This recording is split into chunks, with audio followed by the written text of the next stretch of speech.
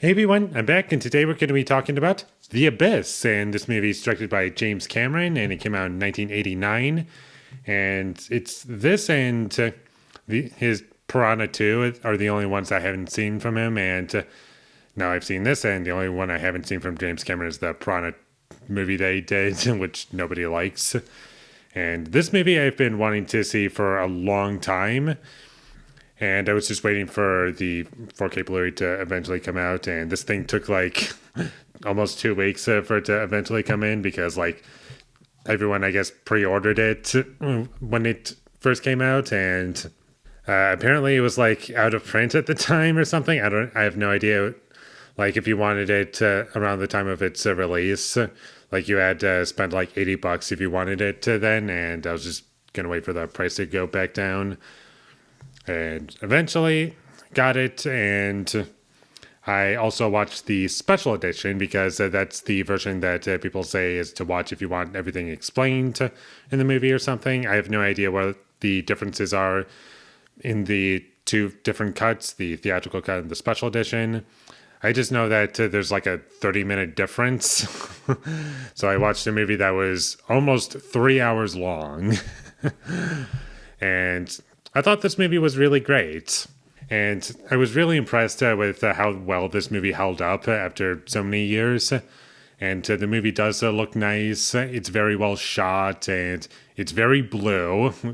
And I just kept thinking, like, yeah, this is probably what James Cameron wanted it to look, because he likes his movies to look blue. Like in Aliens, it's blue.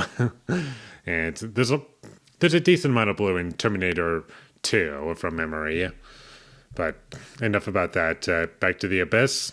What really held this movie together for me were the story and the characters and the directions the story took. And I was always emotionally attached to what was going on because I liked the characters a lot. And I was always with it. I was engaged, and the special effects I thought mostly held up. The only effects in the movie that I thought looked a bit cheesy and didn't really hold up too well were the ones in broad daylight above the surface. When it was underwater, it looked pretty good. I wasn't taken out of it a whole lot.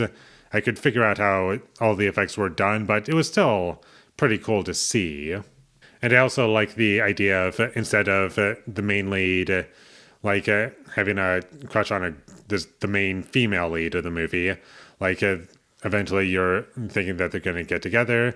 Instead, it's those two main leads going through a divorce. Like they already know each other, and things aren't going very well for them. And then this whole story starts, and their relationship kind of goes from there, and they kind of have to put things aside just to get out of this situation because they're trapped. And I thought the performances were great, especially Michael Biehn. I thought he was excellent in the movie. And this is probably one of his best performances, in my opinion, if not his best performance, or at least from what I can think of. He did a really great job in this movie, and you really buy him as the character, and he gets a lot of moments to like really shine, and that's really what helps him out.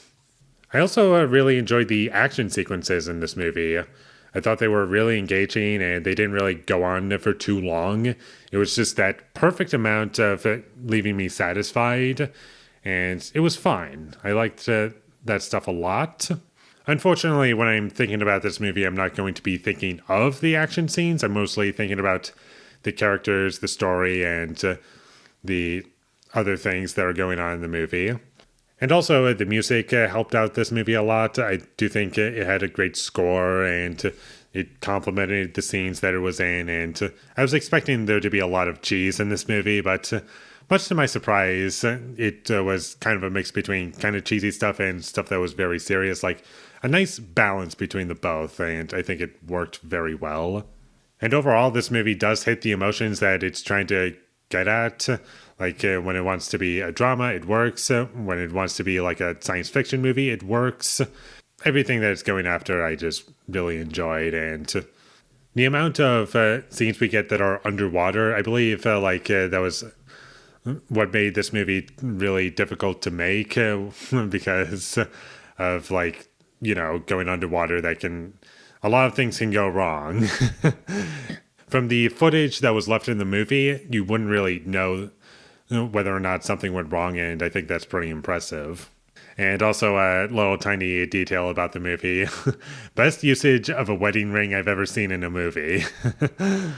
And my only issue with this movie is the effects could have been used a bit more sparingly when they were not underwater or in the dark, because when it's in broad daylight, it's pretty noticeable, like I've said already, and I just wish that it was used a bit more sparingly. Like, you can clearly tell whether or not characters are in front of a green screen or a blue screen. Like, it's pretty noticeable, and I just wish that it was used better. And overall, I just had a really great time with this movie. I was never bored while watching it, which I think is really great with a movie that's almost 3 hours long. And just about anyone can watch it. It has great action scenes, it has great characters, a great story, great music to go along with it, and mostly good effects in the movie. Like, when it's underwater, it looks great, which is most of the movie is underwater. But when it's on the surface, not so much. And there was a little bit of nudity in this movie, which I was surprised by. And this movie is only PG-13. Like, Titanic had a little bit of nudity in it. And that still got PG-13 somehow.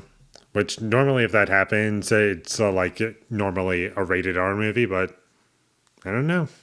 That was just a little thing that I thought I should mention that stood out.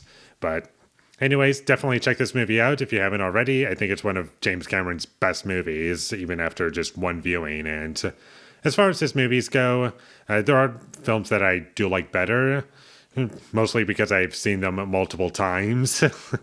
As far as his movies go, this is going to sound weird. His movies are either rated R or PG-13. And out of his movies that are rated PG-13, I would say this is my favorite. And as far as rated R movies, for anyone's curious, that's Terminator 2 is my favorite. And this might be either my third or fourth favorite. I would have to revisit True Lies to really know the answer to that, but I'll have to see this a second time. And one last thing to mention is the transfer for this movie. Since I didn't watch this movie ever before, I'm not really sure how much they ruined the transfer or not, because I knew that there was a bit of controversy because it was like a film that had a look as if it came out today. And personally, I wasn't really bothered by that, simply because I wasn't really familiar with the movie. And also, this specific release, came out with two other James Cameron movies, those being Aliens and True Lies. And from what I've heard, out of the three, this one looked the best. So as far as those updated changes go, it didn't really affect me all that much. I still felt like I was watching a James Cameron movie, and these transfers are director approved, so it's how James Cameron wants them to look, and I thought it still looked nice, and I had a good experience overall. So definitely check this movie out whenever you get the chance, and with all that being said, I'm going to give The Abyss, the special edition to be specific, a 9 out of 10. Thank you for watching my videos as always. If you enjoyed this review, be sure to leave a like and comment down below you thought of The Abyss, and my social media links, they will all be in the description, so follow me there.